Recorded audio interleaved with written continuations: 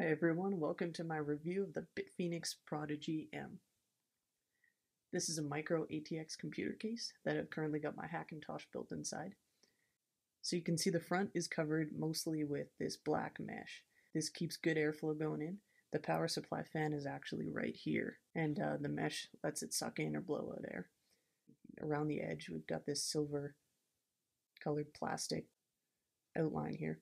Now, when I was looking at pictures of this case online, I thought this might kind of make it look cheap, but it really doesn't. The case manages to keep a nice professional, clean, and kind of sleek look and feel throughout the entire thing. At the bottom here, there's also a metal Bitfenix logo. This kind of keeps with the quality feel of the case because it's nice and metal. Here's the 5¼ inch drive bay.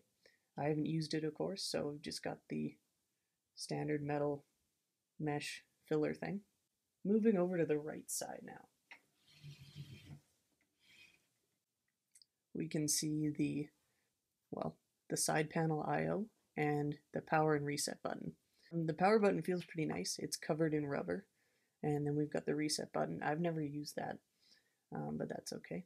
And then we've got the headphone jack and the mic input, as well as two USB 3.0 ports. I'd say all the ports are maybe a little wiggly, a little bit loose, and kind of feel a little cheap when you plug some things into them, but overall they're pretty good. I also haven't got these lights to light up, but that may just be because I haven't got it plugged in inside correctly.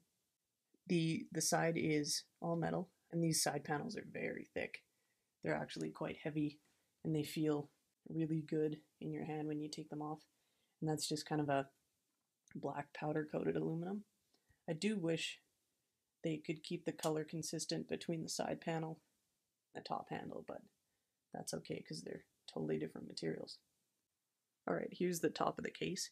You can see we've got a fan cover. This has a switch in the back that you can pull off and then pull it out. This is made of plastic mesh, or made of plastic covered in the same kind of metal mesh material as the front, and it feels really good. You can tell it's a quality piece, even though it's just kind of a cover. It does have a bit of flex, but overall it's pretty nice.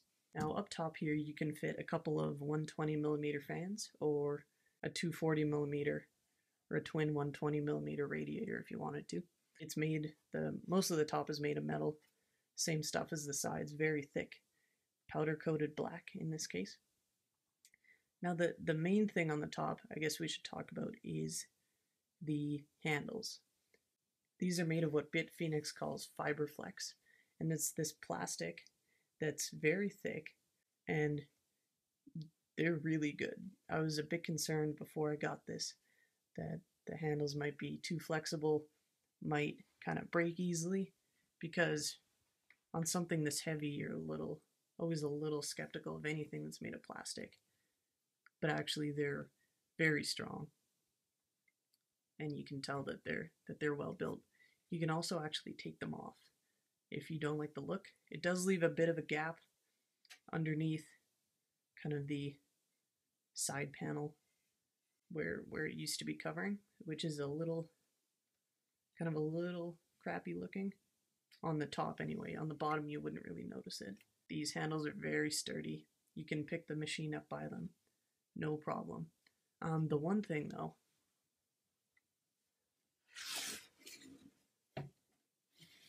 they do make the machine a little wobbly.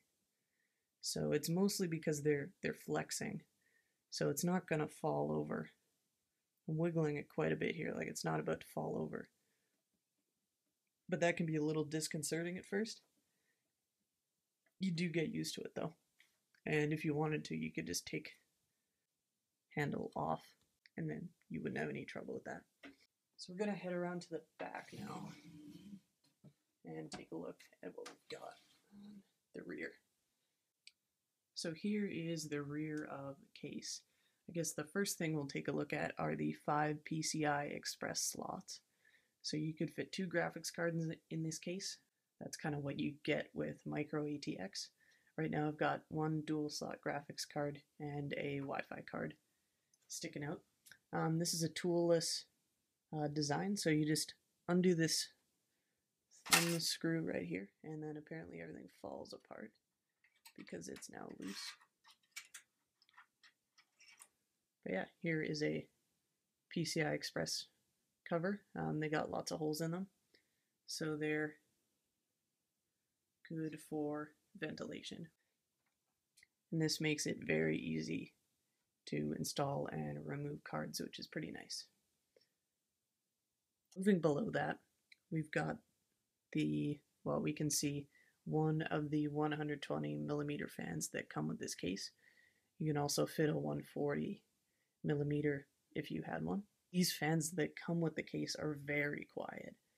I was pretty impressed that just the basic fans that are included were so quiet. When the system is on without the graphics card, because it's pretty loud, you can barely hear it, which is pretty impressive in my opinion. That's filled in with the motherboard cover that comes with your motherboard. So not much to see here. We've also got some more ventilation up top, and you can see the thumb screws for removing the side panels. So one thing that's interesting at the bottom of this case is the power connector right here. So the power supply actually mounts in the front of the case, and inside there is an extension cable that connects the outlet right here to the outlet actually physically on your power supply. I like to think it kind of isolates the heat coming off the power supply from everything else, since it's sort of in its own space at the front. I like this design. I think it was pretty clever how they did that. Before we head in and open it up, we'll take a quick look at the underside of the case, because there's a bit to mention. So you can see where the internal power supply cable plugs into the bottom of the power supply. And just for reference, there is the master power switch on your power supply. So it's kind of mounted vertically with the fan on the left side for your airflow there. Now you can fit a giant, I think that's a 240 millimeter fan on the bottom, or you can notice right here is the second 120 millimeter Bitfenix fan. Pretty sure it's the same as the one in the back, and it's very quiet. So right beside the fan, I've got a 3.5-inch hard drive mounted. So depending what you want, you can mount one hard drive here, one here, or two fans and put your drive somewhere else, or one giant fan, all kinds of things. So you've got a fair number of options with this case in terms of where you want to put things. Undoing the thumb screws, now we're going to go inside and see what's happening internally in this Prodigy M.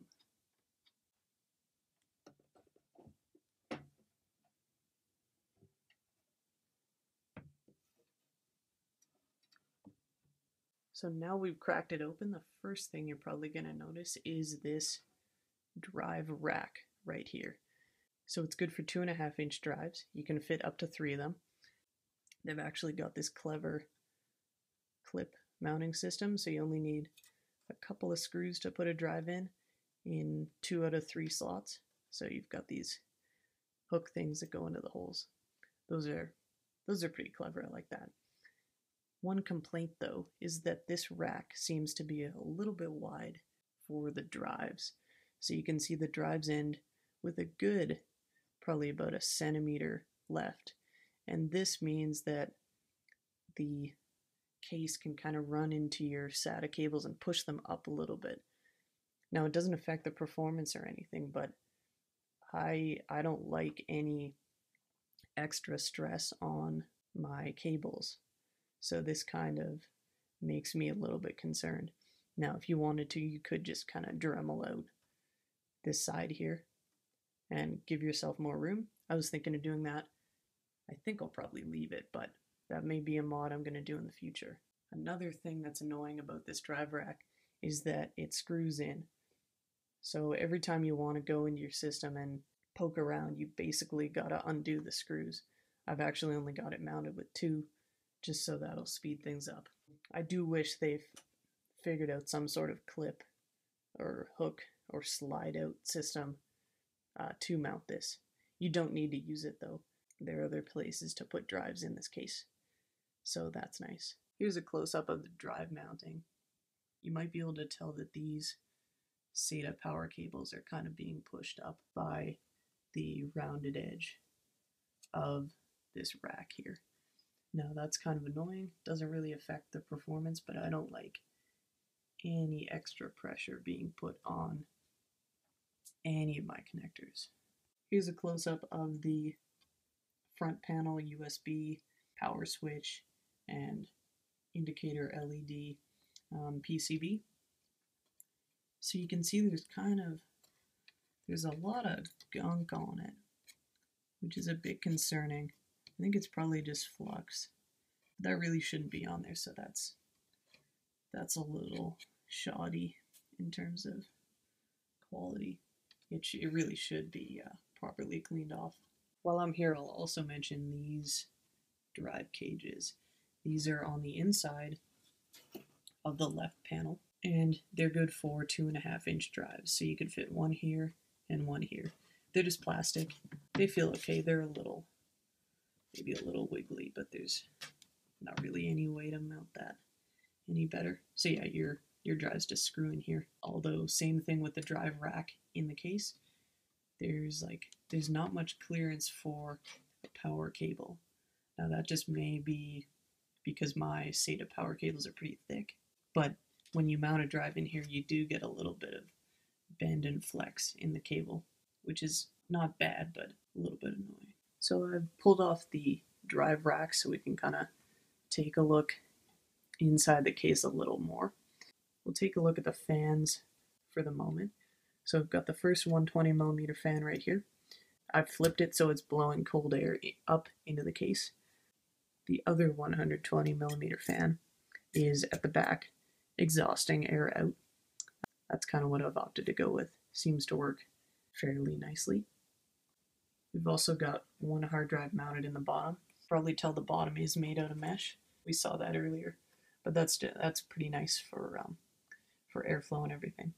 One thing I will note is that if you are concerned about kind of cooking your hard drives, Bitfenix does include a heat shield with the case.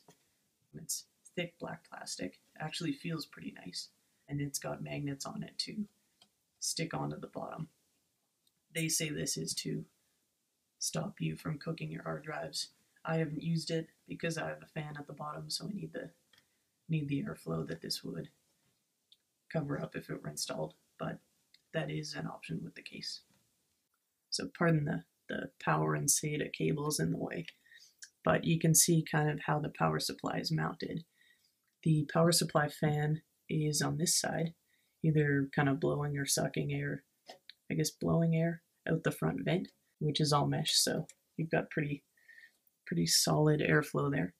And then the switch is at the bottom, as we saw on the tour of the bottom of the case. Now cable management in here can be a little iffy, I'd say. There are some clips on the side. They weren't really enough to hold all of my cables, so I've got some stuff kind of loose here. But there are plenty of places to put cable ties. And I don't have a modular power supply, so cable management is iffy anyway. I've actually got a bunch of cables mounted up in the 5.25-inch drive bay at the top.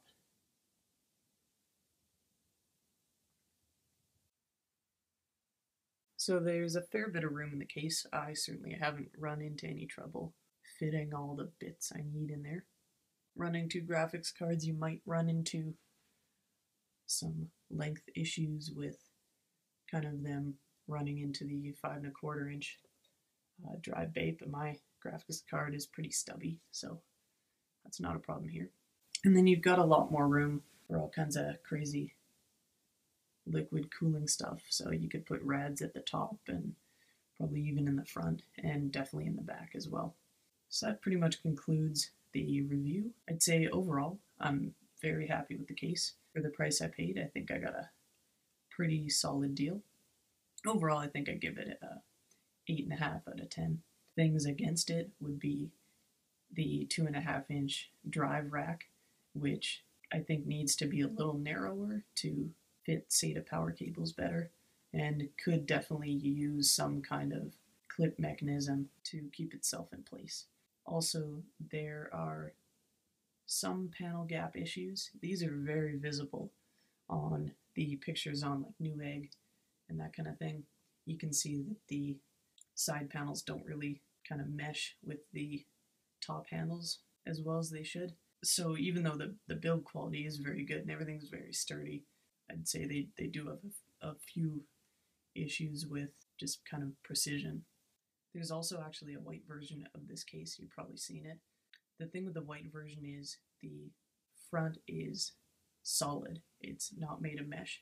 There are just some small vents around kind of the perimeter of the front. So that's why I went for the black one, because I wanted all of the airflow I could get.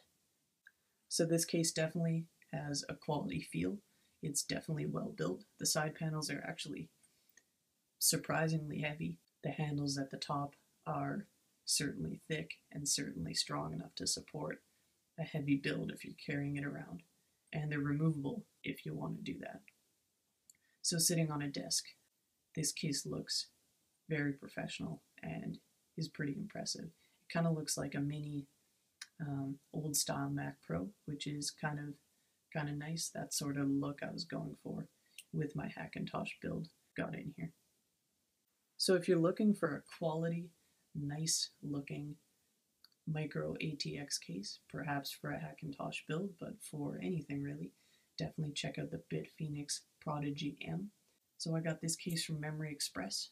It's about $100 normally, but I was able to price match bestdirect.ca and get the cost down to about $88, which is definitely a pretty good deal for a case that usually is going to go over $100. So everybody, thanks for watching this video. If you like it, please comment and rate. And for more computer videos, Photoshop tutorials, Final Cut, and Aperture videos as well, please subscribe. Thanks for watching.